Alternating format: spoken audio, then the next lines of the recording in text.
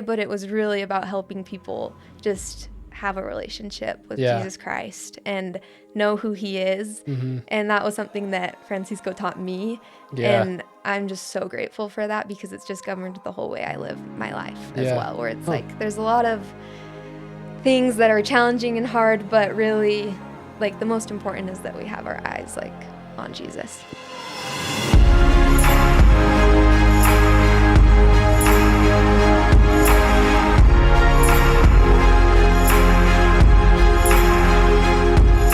Hey everyone, welcome back to LDS Mission Stories. Today in the studio, I'm joined by Eden. Welcome. Hi, thanks for having me.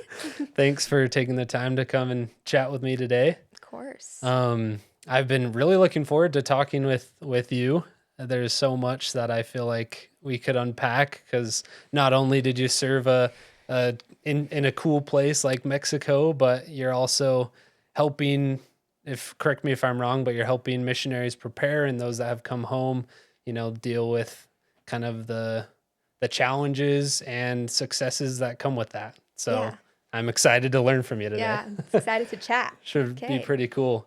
So tell me about, give me a little bit of background of, where you're from, and kind of tell me about why you chose to serve a mission in the first place, and making that decision and where you got called to. Okay, sweet. So I'm from Sandy, same high school. Go Let's Hawks. Go Hawks. But I think, so like backstory of serving a mission. I grew up with missionaries in my house a lot, actually. My parents were like pretty good about just having people over for the missionaries to teach. And so we had a couple families, in my neighborhood that like didn't feel comfortable having lessons in their home, so they came to our home to have the lessons. And so I like sat in on all of them got to hear them all.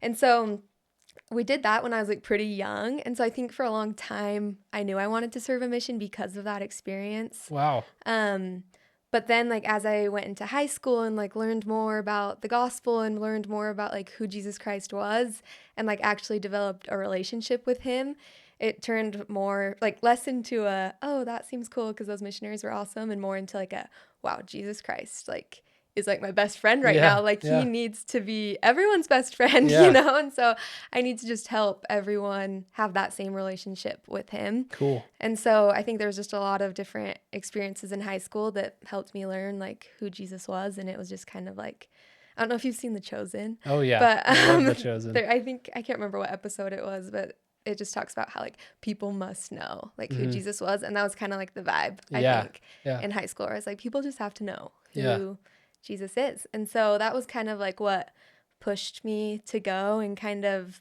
Well, if you don't mind me asking, what things did you do to come to know who Jesus Christ was? Like, was it things you were doing in your home? Was it at school and seminary? Like what? I think it was like a mixture of both. I think high school, I was kind of a perfectionist in high school. And so I put a lot of stress on myself, and I got like trapped in a lot of just like, anxious thoughts and things like that. And so really early on in high school, I learned that Jesus was like the Prince of Peace, and that his gospel just brought so much peace to my life. So anytime I'd read the scriptures or go to seminary or like prayed, I just needed those things to like keep peace and level-minded throughout high school. And so just knowing like how much I relied on him for those kind of things made me want to like share that. I love it. Super cool. So tell me about because a common theme with these conversations that I'm having is, people realize that they wanted to serve a mission early on, and it was something that they looked forward to and were excited about. But then when the time actually came, it was like, oh, whoa, like, do I really want to do this? Like, is this something that I'm really committed to doing? Like, it kind of gets more real, that decision. What was your experience like? Maybe it's senior year of high school when everyone's kind of making that decision. Is that something you wrestled with, or were you still like, nope, I'm going, like, this is the plan? Yeah. It did come into question, a little bit, just whether if I could go or not, because COVID happened right when I graduated high school. Okay. And so it was kind of like a question of like, well, will I be able to, like I didn't really know. I don't know if I ever, I kind of was gung ho and just like, get me out there. But I do know that there is like a lot of questions, and a lot of people face that. And then when I got out there, I was like, oh wow, this is Yeah. not as easy as I thought it Yeah, was. yeah, yeah. But I was pretty gung ho, I will say, Love it. from the That's beginning. so cool. That what you just said is the whole reason why I'm doing a lot of this, or why I'm trying to have more of these conversations, is to help kids kind of understand what they're signing up for. Yeah. When it comes to serving a mission. And it can be really fun and very fulfilling, but it is hard and there are challenges. And I think there's a lot of kids who, rightfully so, they struggle. They get out there and they realize, man, this is so strict. Man, I don't understand this guideline or this rule, or why the law is this way, but at the end of the day, like, I'm trying to expose those realities so that kids, when they turn in their mission papers, they get their call, like, this is what is expected of them.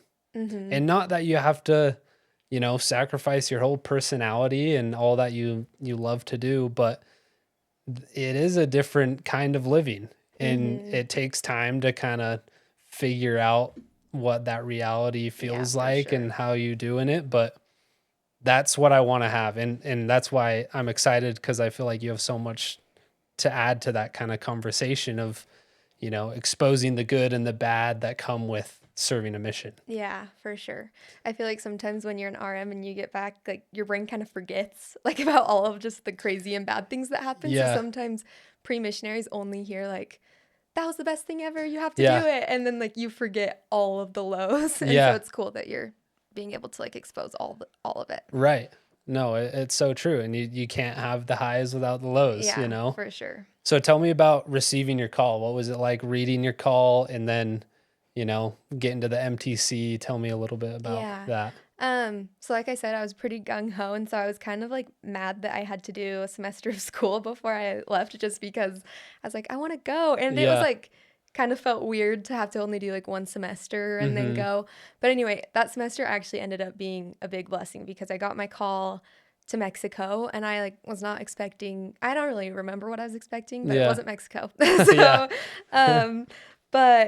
So I got my call there, but that semester I actually made some friends who they actually came home early because of COVID. So like I was kind of delayed because of COVID, and then they came home and they were like in their waiting period, and all three of them spoke Spanish on their missions. And so it was cool to be able to like go through that experience together and like have someone, because I'm the oldest like in my family, and so it felt like I had three older sisters to just like rely on and be like, let's practice. And so I actually was really excited when I got called to Mexico. Pretty unexpected, but it was just a fun, exciting time. So, What was it like getting to the MTC? I guess, did you do the home MTC then? Yeah. Okay. Tell me about that, because that's something I didn't experience that, but I just had a little brother who he's on his mission now, have the home MTC. Obviously they do a little bit at home and then a little bit in person, but obviously they've kept it, at least a week at home. And so clearly there was, some good with it. And I know, because my Olivia had to do the same thing. I think, was it 6 weeks at home? Like that. I mean, that's probably a long time. But what was that like for you? And what did you not like about it? And what did you love about it? It was really cool. So I felt just like lucky to be even like going on a mission. So I was like, okay, well, sweet. Like at least they're not shutting down like all mission, So I was in the MTC. It was kind of weird. I don't think they had really figured out like how to do the whole online like time zone stuff, because I was still doing it with like the Mexico MTC and not the Provo. And so I was waking up at like 4:30 in the morning to like hop on classes at like 5:30 or like 6. And so the schedule was just completely off. So I think they've figured that out now. But that was a little weird. I was like, dang, this is a lot. I like did not feel like I was getting enough sleep. Because when did you get your, I think it was like April of 2019, would it have been, or 2020? When COVID started.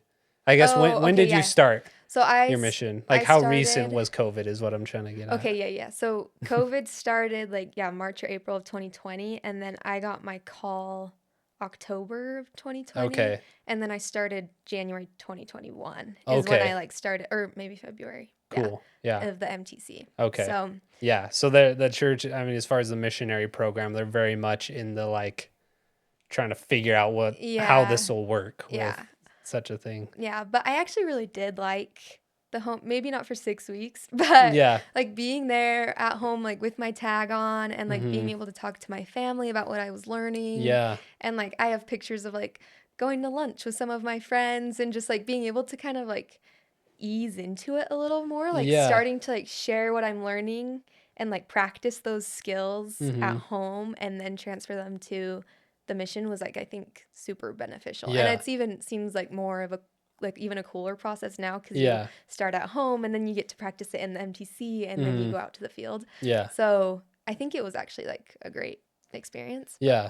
That's so cool. I remember talking to my little brother because they do that the week at home and then mm-hmm. some more time in the MTC. And what he was sharing is that, you grow, you spend time with online with your district and your Mm-hmm. teachers, and you grow to love them, Yeah. and then you almost like the saying goodbye to your family. It's still hard and intense, but Yeah, you have true. someone to look forward to meeting in person. Mm-hmm. I just remember him being like so excited to leave, Yeah. comparing to like me and my brothers, like it was just like brutal, True. I didn't even and think of so to that. go and have all these familiar faces and something to look forward to, I think is kind of a cool thing that they've True. implemented. Yeah, that's actually I actually did see that with like some of the people like my companion went to a different mission, so I Okay. didn't get to see her, but yeah, it was nice being able to like fly with my district and like know who they were Yeah, yeah, and see yeah. them. So, yeah, it was That's cool. awesome.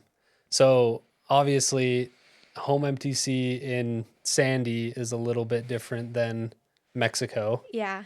And where in Mexico? I'm trying to remember. It's Sonora. So it's the Sonora. state just Okay. right under Arizona. Okay. So I was up Nice. north. Cool. So tell me about getting to Mexico. What was Yeah. had you been out of the country before? Like have you experienced a culture like that, or was it pretty Um crazy? Yeah, it was kind of crazy. It was. I had been out of the country, but I don't think I'd been to Mexico, Okay. especially that part. And so, yeah, it was really cool to be able to just like experience that new culture, except I did feel like by the time I was leaving the MTC, so like Mhm. leaving my house, I feel like COVID was like starting to ease up a little Yeah. bit. Uh-huh. But then I got to Mexico and it felt like we were back like shut down Really? mode. Yeah, so Okay. everything was like a little bit delayed. Huh. So I got there and it was like it Interesting. was just me and my companion like Yeah, all yeah. day. And so I felt like the first couple months were a little hard because I didn't get to like actually experience the culture, it kind of felt like, just Mhm. because church was online and Yeah. like there wasn't much going on. Yeah. So but I did like grow to love the culture there. And it's Yeah. like it was cool because you expect like cocoa, and Yeah, like yeah. like southern Mexico and everything. And I was like listening to Como La Flor, like by Yeah, yeah. Selena and stuff. Yeah, And then yeah, I yeah. got to Sonora and I'm like, oh, this is This nothing. is Like, not really yeah, it. like just it was cool to see that there were two there's a lot of different cultures, but very different cultures even within Yeah. Mexico. Yeah, well, So, especially northern Mexico is mm-hmm. like there's some really cool people, but they're very different than Yeah, like Mexico City or, yes, for sure. somewhere more south. Um, Tell me about like those early stages of your mission, like during your training. Like what were kind of your Goliaths, for lack of a better term, the challenges that you went through? Was it, homesickness, learning a Mm-hmm. language? Like what were some things that you battled with, and what did you do to kind of get through that or overcome those? Yeah, that's a good question. I like calling them Goliaths. Yeah. um, I don't know how that came to mind, but that's great. we're running it. Let's see.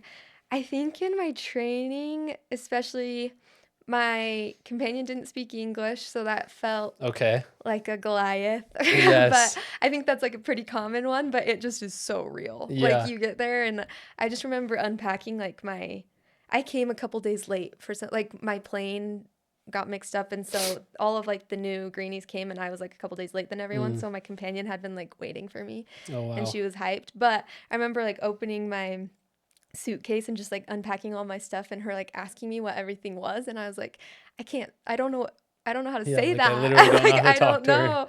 And so that was probably like one of my biggest Goliaths. And I just remember like going to the bathroom and just like crying, being like, I want to like communicate so Yeah. bad. And so, but I do think one of the ways I overcame that was just like relying it just sounds so cliche, but it really is so true to just Yeah. like rely on the Lord the whole Yeah. time and just be like, okay, well, he's gonna magnify. I think there actually is somewhere in Preach My Gospel where Yeah. it says like he'll magnify your efforts, Yeah. and probably says it all over the place, but Yeah. just every single word I learned, it felt so little and so minuscule to just learn a couple words at a time. Yeah. But it felt like every 3 words I learned, I gained like 12 every Yeah. day just Right. because of how you were doing it with the Spirit and like learning it through scriptures. And it was just a really cool experience to see how God magnifies everything you do and Yeah. just multiplies it. Absolutely. And I that's so profound because it's something, whether it's the language or the culture or, a new companion, it's something that every missionary will experience, is that kind of sense of loneliness, and Mm-hmm. and I think, like what you did to deal with that, and it's the most effective way to get out of these kinds of trials, is to rely on Christ, to turn to God.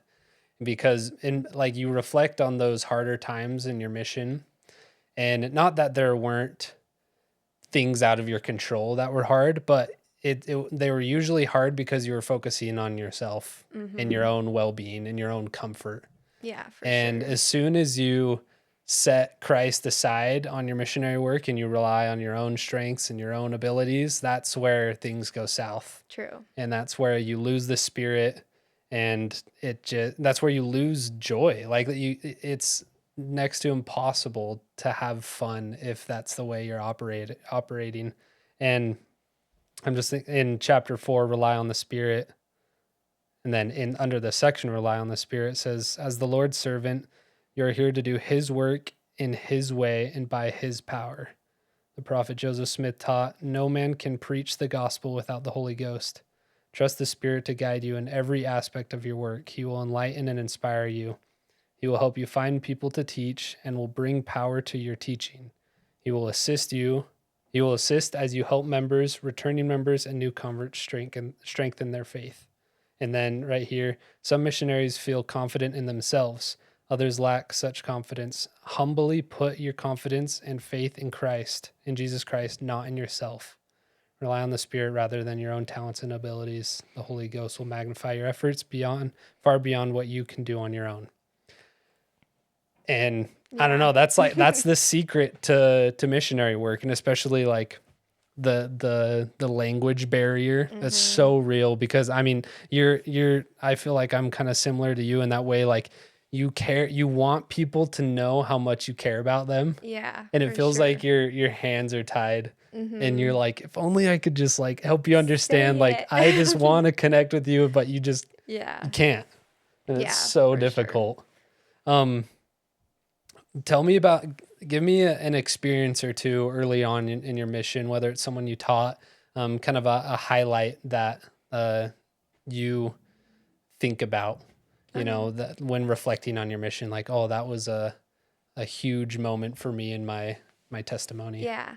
Um, okay, one that comes to mind is that I'm like always thinking about, and um so we were teaching this guy, his name was Francisco, Hey. and I remember he really wanted to get baptized. He was like hyped about it. He had friends at church and he was super excited, and he drank so much coffee. He Oh drank yeah. like 7 cups a day. Oh wow. And I was just like, really wanted this for him. I'm like, this Yeah. is just something he wants. Like, he has a community now and he didn't Yeah. before. And that was like Right. a big thing for him. And so me and my companion like tried everything. I wish I like knew what I know now about like addictions and like how hard it is to like stop them, because we were just like, you can do it, you can do Yeah. it, Yeah. like down to 6 cups, down to 5. Yeah. And so there was one lesson that I was probably trying to do it on my own and not with the Lord, like what Yeah. that says. But we brought a picture of Jesus Christ to the lesson, And we were like, okay, Francisco, like you are going to put this by the coffee machine and you're going to like remember this when you are about to drink coffee. And here we are like lecturing him on like stopping drinking coffee so he can like have these blessings of baptism or whatever. And just in the middle of us like lecturing and totally just like going off on our little tangent, he just like started crying and he was like, I admire him so much, and like pointed to the picture of Jesus Christ. Yeah. And in that moment I was like, oh my gosh, like what was I doing? Like this is all about the Savior. Like, and even though this is something really hard that he was going through and it's a challenge that he has to like overcome to be able to get baptized and join the church, like we lost our like focus, you know? And so from that point on, it was way less of like a numbers game or trying to force people to like do whatever. Live a certain way. Yeah, live a certain way. But it was really about helping people just have a relationship with Jesus Christ and know who he is. And that was something that Francisco taught me. And I'm just so grateful for that because it's just governed the whole way I live my life as well, where it's like there's a lot of things that are challenging and hard, but really like the most important is that we have our eyes like on Jesus. And so that was a cool experience. That's super cool. And that's a good perspective to reflect on and I think that's something that's very common is, you know, you as a missionary, you go out as teachers, you know, you're teaching people, but you don't realize how much you're being taught when you're teaching people. For sure. You know, the random guys like Francisco or the guy you see on the side of the road that you talk to, like it's funny how we all can learn something no matter our lifestyle, our status, what we're doing in life. And I think if we remind ourselves to be humble, like Preach My Gospel says, that we can learn a lot from each other. And what you get out of a mission, especially when you're meeting so many people on that level, can be so valuable. But if you're focused on the wrong things, you can miss the mark completely, and you're missing out on those lessons and opportunities to kind of refine yourself. Yeah. But for sure. And I feel like now after being home for a couple of years and like I remember coming home, I was like so nervous that I like wasn't going to be, life wasn't going to be as fulfilling as the mission, you know? But now looking back, you realize like how much the mission was just like a training experience for your whole life. Because of those people who taught you so many things and all the interactions you got to have. And I feel like the more people you talked to and met and had like spiritual experiences with, you got to know like a piece of who God is from all of those interactions that you can just carry with for the rest of your life. So no, I am so happy you brought that up because that's something that I truly believe. I've never really like read it as if it's like doctrine or something, but I think when we envision like the body of Christ, you know, like that's all of us right here on earth as God's children. There's a phrase, I've shared this before on a podcast, but I'll just share it again because I think it's cool. But a lot of the apostles use the phrase that revelation is scattered among us. And I always like the idea of saying that Christ is scattered among us. And, you know, you read in chapter 6 of Preach My Gospel of Christ-like attributes, there's certain attributes and characteristics that we naturally carry and ones that we naturally don't. And I think the best way to come to know Jesus Christ, like you said, is meeting people and growing those relationships and learning. Like, I feel like even just like having conversations like this, or, you know, with your spouse, with your brother, with your sister, with your parents, with an aunt or an uncle, like there's something that you can give, but there's also so much you can take and learn from other people's Christ-like aura and characteristics. You know? For sure. I like definitely that's why the second commandment is to just love each other, because we cannot like get to where we need to be without what we're learning from each other. And I think the mission like sets you up to learn how to do that for your whole life. So. Yeah, absolutely. I want to talk. I'd love to just hear a couple more experiences, honestly, just from your time in Mexico. I like to frame it as if, you know, you got all your great grandkids sitting around you and they ask you, what was your mission like? Like, what are the stories that you'll share with them? Yeah. Um, okay, let's see another story. So I was in another area. This was more towards the end of my mission, and I was actually training this time around. Cool. And um, it was fun. She taught me way more than, like I said, I learned so much from her, Yeah. probably more than what Yeah. I taught Training will her. do that to you. Yes, but so we were teaching this family that was really struggling financially, and they own their little taco stand, and they Nice. always gave us free tacos. They were so nice, Yeah. but really struggling financially, and we're liking what we were teaching them, but like hadn't really, like got it yet, Yeah. And we were like, I think there's a lot of potential in this family.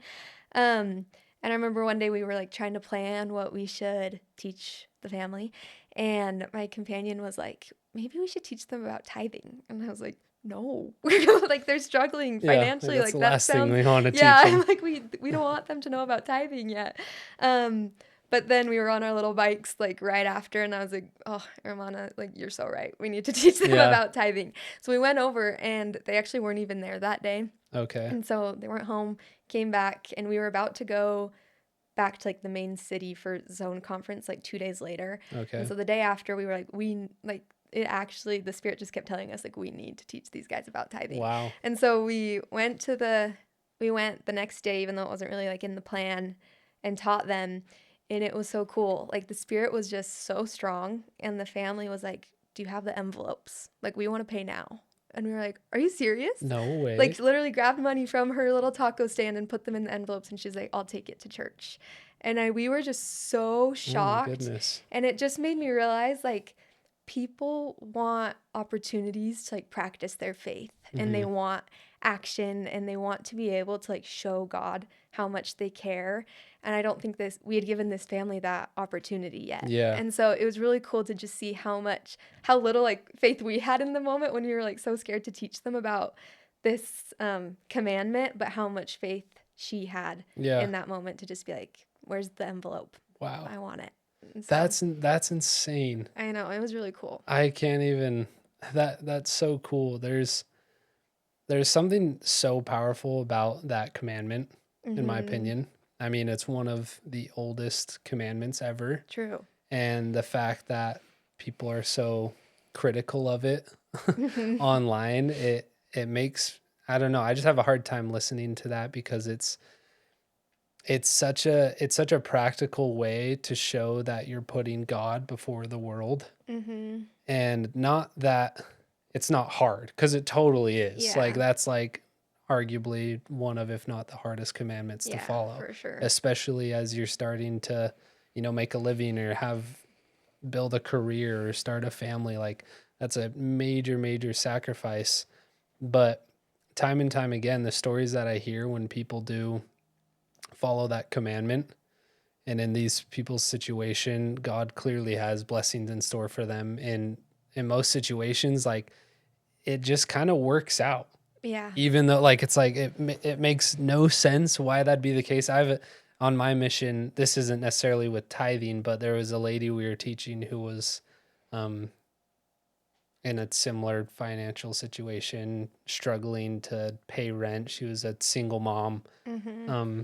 Can't remember where she was from, but um, that was like a major concern of hers, and she had to pay rent or she was going to get evicted from her little tiny little basement apartment, Mm-hmm. and we remember I remember talking with the branch president, who was just like as good as they come. I mean, you Yeah. can imagine, I think he was from Mexico actually, like just the nicest, most down to earth, like consecrated servant of God. Like he just put it So all on the awesome. altar. Like that was, priority number one. And he had come to a couple lessons with her and knew of her situation, and it was getting down to like that day where she would like kind of be kicked out, and Yeah. Oh and we didn't gosh. know what to do. And we get a call from her one day, and I mean her rent was like, I don't know, several $100s, if not $1,000, Yeah. like a substantial amount of money. And she gives us this call and says, your friend, Obispo Moreno, paid my rent this month. So sweet. And bless this guy's heart. I mean, he has his own family. They lived in a humble little trailer. You know, he was a painter, doing that all day long, like working sun up, sundown, had all these beautiful kids, and has all the reason in the world to, you know, not do that and use that money towards other very good things, you know. But the fact that, like, and it's like, those are the kinds of people who just don't even, like, they don't even skip a beat. It's like the option to sacrifice for God and to serve others. It's like the only option. Yeah. It's like, I don't know. I envy those people. I like, it's so admirable and honorable to see those kinds of people in the world. And it's very prevalent in these Hispanic countries where they have so little, but they just want to give. Yeah. You know, and you probably saw that so much where it's like, they don't have anything, you know, this tiny little taco shack, and there they are giving you free tacos every day, you know. I know. It was it's so so beautiful. And that's like another testament of like how much we need each other and how much that bishop like saw the worth of that woman. Yeah. I was like, no, like she needs this. And so that's super sweet. No, it was a cool experience. Tell me more, maybe another story or two, and if you need a second to think about it too, I'm kind of just grilling you, but if there's things that kind of illustrate what your mission experience was like, whether it's inspiring, whether it's scary, or, you know, sad, whatever it is. I know, like, there's some we got Claire over there. She's the one switching the camera. She served in Honduras and has some pretty wild stories, you know, dangerous situations where God kind of protected them. I don't know. Just, it's open-ended. Okay. You just kind of take the mic. One that comes to mind, especially if you're trying to like expose what mission life is really like. So I was actually reading Preach My Gospel this morning, had to brush up on some of this stuff. And I think they've like updated it since I left. But there was one part, and I took a screenshot of it. Let me read it. But there was one part in, I'm trying to remember the section. I think it was like teaching for his, like teaching to gain faith or something, or like Christ-like teaching. But it was talking about how Jesus Christ taught. And it said some of his most powerful interactions were very brief or in unusual settings. And as I was reading through like my journal and like kind of thinking about what I could talk about, I realized some of like my best lessons, like, okay, back up a little bit. I feel like a lot of times we talk about like the people who got baptized, and those are like the people who you remember and like are so awesome. And they are, like, those stories are amazing. But as I was reading my journal, I was like, holy, there are so many people that like I taught maybe just like one or two lessons, but they were awesome. And then they like heard about it and we had an awesome experience. And then like I never heard from them again. And so just like hearing that and Preach My Gospel was super validating that like some of Christ's like most powerful teachings were just like brief. And sometimes in unusual places. And I think as I was reading today, I was just like, wow, this random person, that was like the best first lesson I've taught in my whole life. And they had so many good questions. They were super interested, and then they moved, you know? Or like I was teaching this person and they loved the plan of salvation and they thought it was amazing, and then randomly just never heard from them again. And so I think that actually is a reality, and it's really hard to like feel like you're making a difference when you just have so many experiences like that. But it is really cool to look retrospectively and be like, wow, so many people got to hear just like a glimpse of some of that like good news of Jesus Christ, of his gospel. And it really is just like a huge worldwide effort. And they'll remember that lesson, and then they'll see the missionaries again, and it'll just build and build and build. And that's why missionary work exists. And it's not like, as I'm a little nervous to say this, but it's not like so baptism focused where that's like the only thing you can focus on, you know? And so I think both stories are important to be heard. if that Right. makes sense. No, that's so true. And I hope that this is an environment where you don't need to feel hesitant to say Yeah. that, because it's so true. All the, like, though it is, baptisms and having people go to church, they are, metrics that help kind of track progression, but probably the most referenced section of here when I have people on is the successful missionary Oh, yeah. section that kind of defines it. And it says your success as a missionary is determined primarily by your desire and commitment to find, teach, baptize, and confirm converts, and to help them become faithful disciples of Christ and members of his church. Your success is not determined by how many people you teach or help bring to baptism, nor is it determined by holding leadership positions. Like, it's your desire and your commitment. And Mm-hmm. I love that idea of the glimpses of the gospel that you're sharing with people. And the who I just recorded with an episode, we talked a lot about how there's so many interactions that people have with missionaries, and I think oftentimes it should just be our goal to make that a positive and memorable Mm-hmm. interaction, whether it leads to them actually being taught or it just leads to them leaving the conversation saying, "Oh, they were actually cool people. Like, I Yeah. could tell that they cared about me and wanted to talk to me. They're interesting. They're, maybe had some things that I'll consider down the road." Mm-hmm. And then 6 months, a year, 10 years later, when that missionary comes and interacts with them again, they'll be much more open to Yeah. that interaction. Yeah, for sure. So So I think it was cool to just be able to like put that all together and be like, wow, the mission is just the most like refining experience for yourself, and just being able to see just how God like intersects in everyone's life in just yeah, different ways was just super amazing. yeah, So, that's cool. Um, I want to spend a decent amount of time on kind of what you're doing now. But before we do, maybe one last story from, like, maybe kind of the end of your mission, something that uh, you think about regularly, or, taught you a lesson that you've carried on for the rest of mm-hmm. your life. Okay. One more.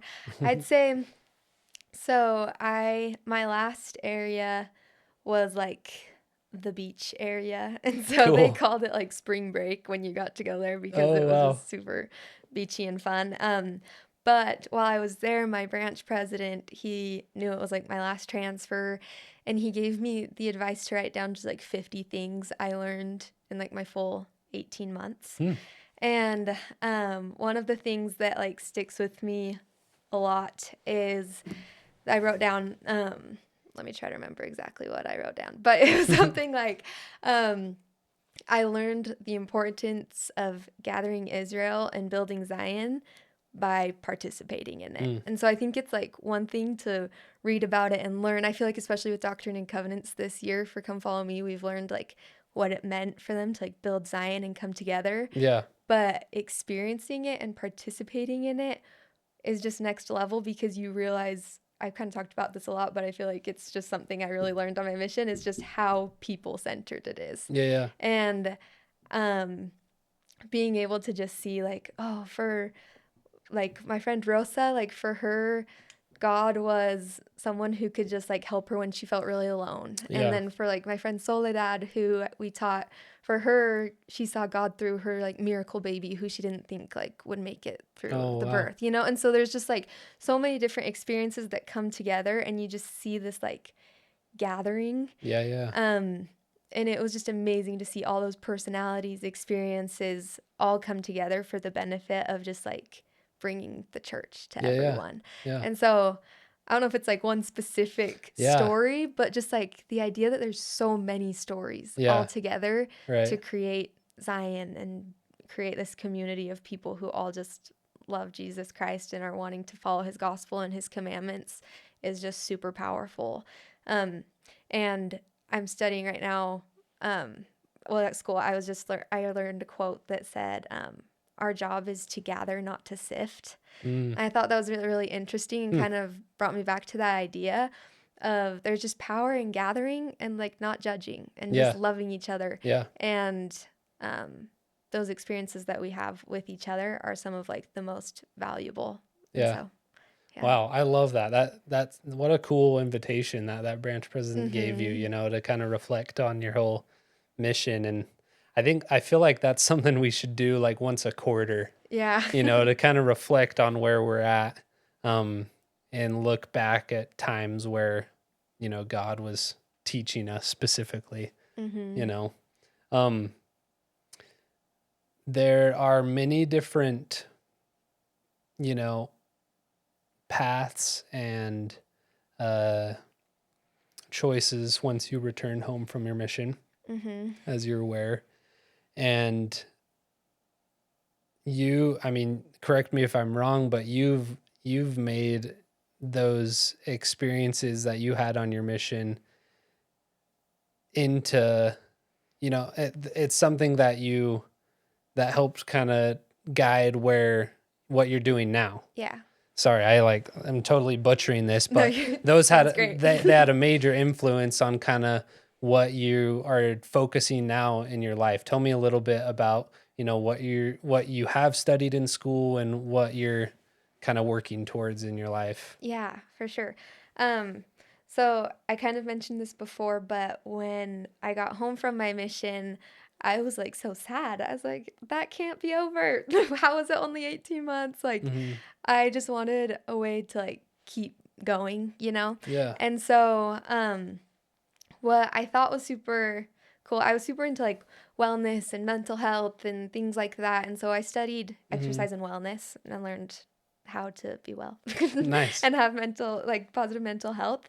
And so an idea that I had and kind of was helpful on my mission is just being able to, since you're working, let me step back a little again, but just working with so many people brings up so many emotions. Yeah. And I think that's what makes the mission experience so cool Yeah. is that you really are experiencing those highs and lows, but sometimes those emotions can just get like so overwhelming Yeah. and can like That's for sure. just stop you in your tracks. And so on my mission and like after my mission and even in high school a little bit, I had like kind of learned some of these like mental tools is what they call them like in the Cool. therapeutic world. And so just like some tools to be like, okay, let me like separate myself from this emotion. It feels like this ginormous cloud that's like all over me. Let's like put it in a box and like try to use this emotion for for what it's useful for, you Yeah. know? Yeah. Because like anxiety and all those emotions are helpful if you use them In in the the right right way. Yeah. way. Yeah. And so, anyway, those tools were super helpful for me on my mission because I found myself getting lost in my mind a lot. And Yeah. I also noticed that since I was able to practice those in the mission, using them after was like easier because I had Yeah. practiced them in a setting where like you needed it every single day Yeah. because it was just like You pretty really intense. did. And so I've just seen that the mission and like the whole mission experience really as like return missionaries and um, missionaries in the field and even like moms of missionaries. Um, it's just a good time to like practice those mental habits. Yeah. And so what I'm studying now and trying to teach missionaries are those like mental tools, help Mm. missionaries leave with that little toolbox Yeah. where the mission is already a great training field for spirituality and learning how to like live on your own and learning how to communicate, but I don't think they're quite equipped with like all of the mental tools they need yet. Yeah. Yeah. Yeah. And so my goal is to just help everyone involved in the mission experience have those tools and use them for the Yeah. rest of their lives. Wow. So, That's really cool. And yeah. there's a huge need for that. I reflect a ton as I've kind of tried to figure out what to focus on with a lot of these conversations. I reflect on, what I did before my mission, what I lacked, what would have been Mhm. helpful. And I feel like there's a major hole in their preparation for something like that. Because, Yeah. I mean, in most situations, like these kids, they've been through things, but you just get pushed to your limits on your Mhm. mission, Really. physically, spiritually, emotionally, mentally. you're tested on a whole new level, and it can be a very trying time.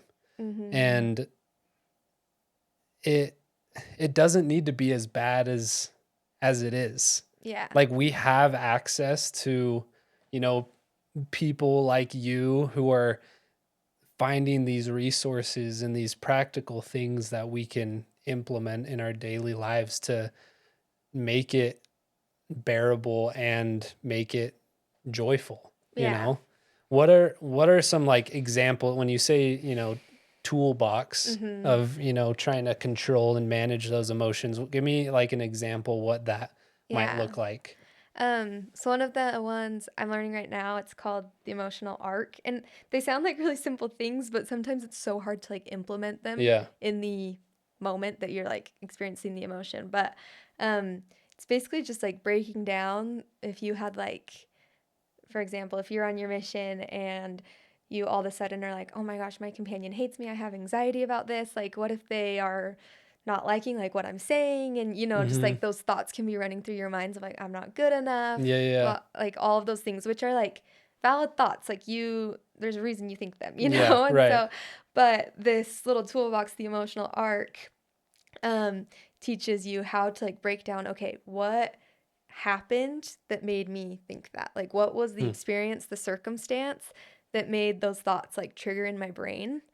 What were the thoughts? Like, how did I react? Is the R, sorry. The A is the antecedent. So it's Okay. an acronym. Okay, But cool. Yeah. We're rolling. okay, now we're rolling. So A, the antecedent is what like triggered it. Okay. R is the response. So like what were the thoughts that came? What were like your behaviors that you did too? Reaction, Like, yeah. did you yell at your companion? Was that helpful? Yeah. Things like that.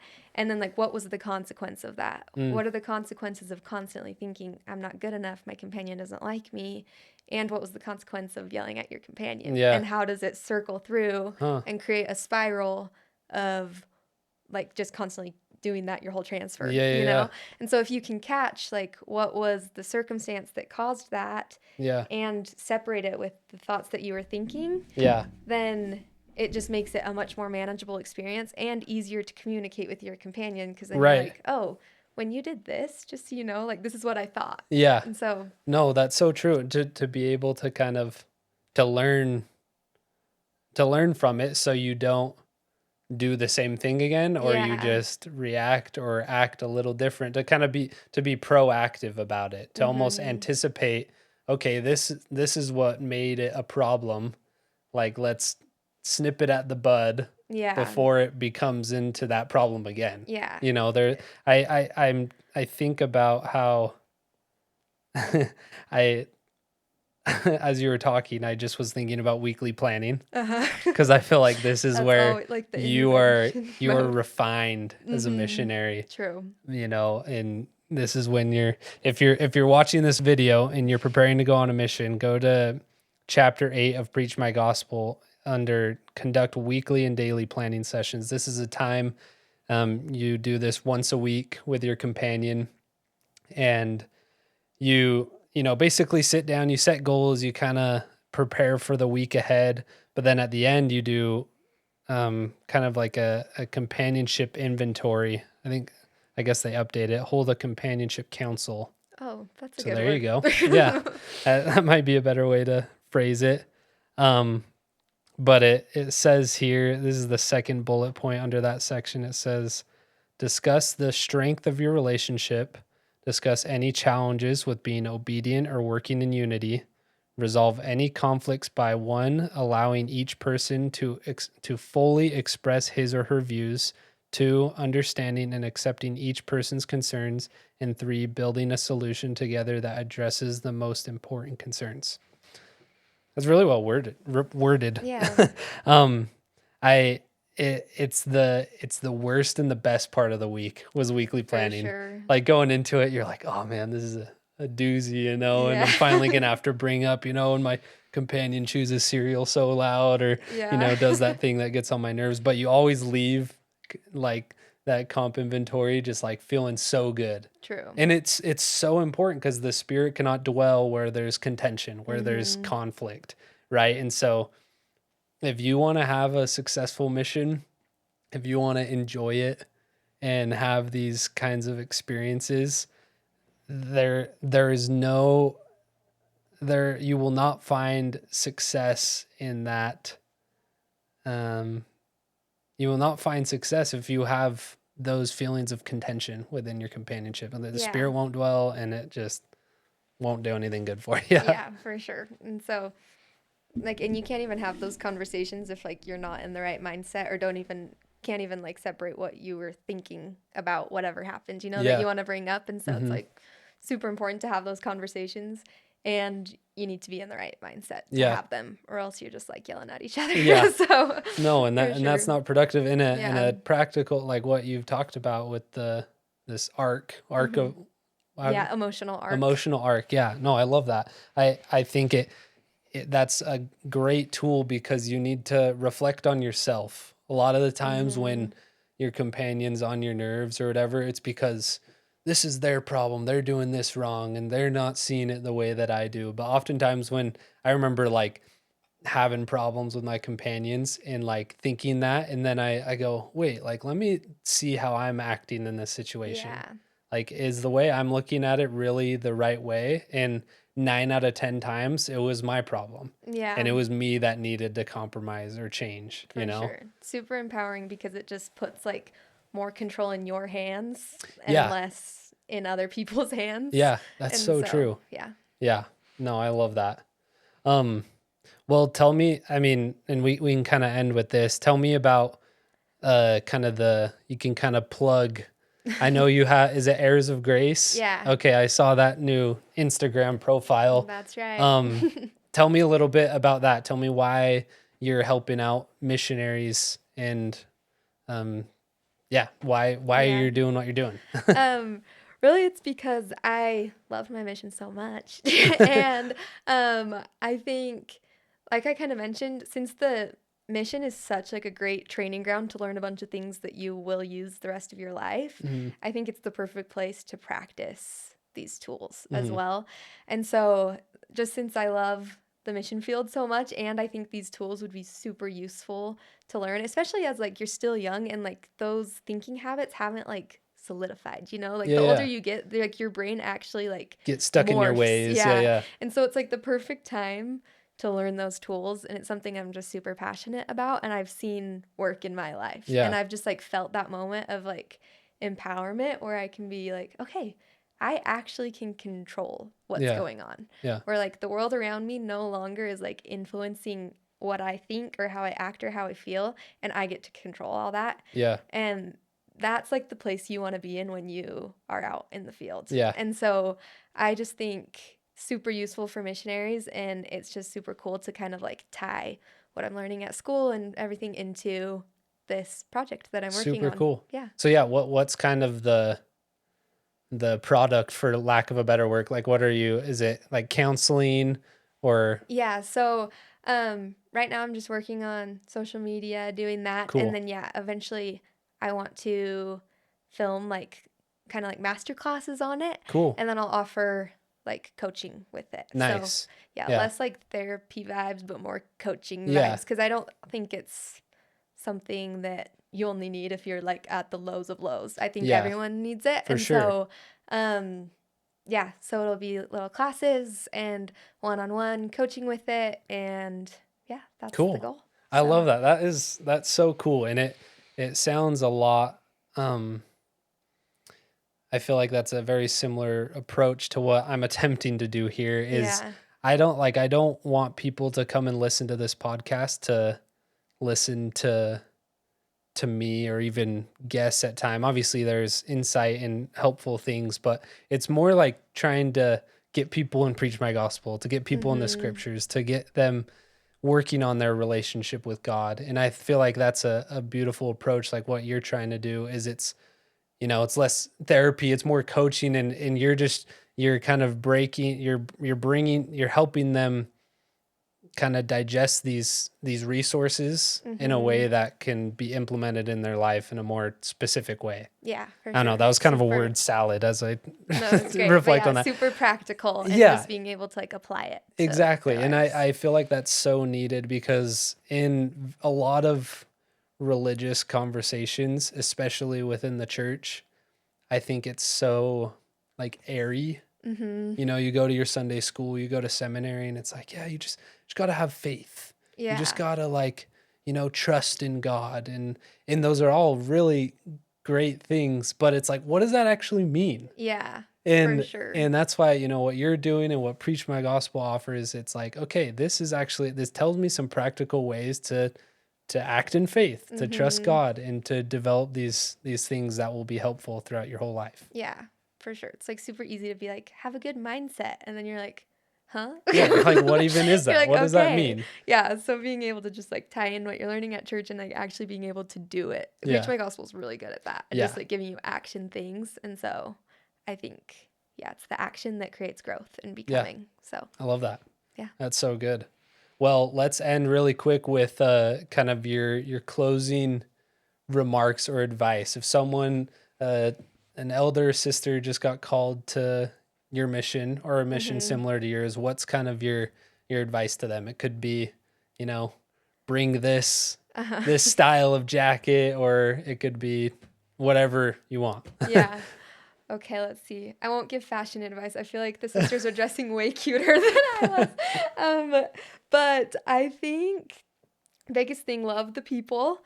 And also, especially if you're getting called to Mexico, like I kind of mentioned before, I was very like, this is the schedule. We're not going to mess up the schedule. Hmm. Things go right if the schedule doesn't get messed up. And the people in Mexico sometimes late. They like to chat Yeah, but really like the people in Mexico, they've got their priorities straight. they know Like what's it's up. relationship first and then the schedule. And I Yeah. think that's Hmm. how I like want to live my life and I'm glad I learned that from them and still trying to like practice that every day of just Yeah. like really learn something from that culture cuz I love that. they got Yeah, it. that's awesome. Yeah. Man, that is there is so much to unpack. I'm excited for people to watch this episode.